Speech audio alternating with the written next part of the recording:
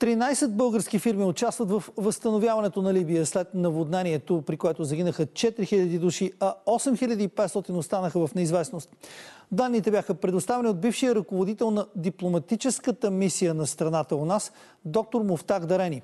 Дипломатът с ранг пълномощен министър беше удостоен със званието почетен професор на УНСС и изнесе лекция, посветена на двустранните отношения.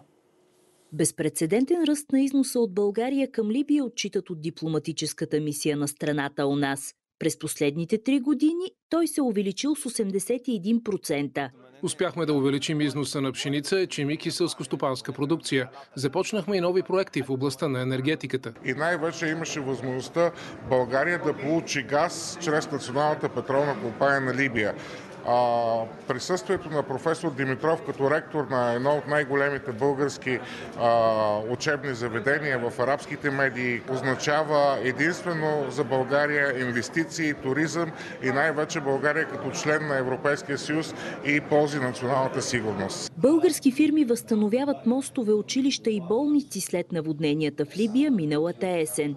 Това е само част от усилията на дипломата, заради които той беше отличен от УНСС.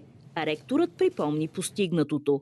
Усилията България и Либия да решат много въпроси, свързани с социалните осигуровки на българите, които са работили там. С усилията пак да се засили този обмен между страните и да работят българи пак там, да се изплатят някои стари задължения, които Либия има към България. Тези негови усилия заслужават адмирации. Днес икономическото сътрудничество е сред приоритетите в двустранните отношения.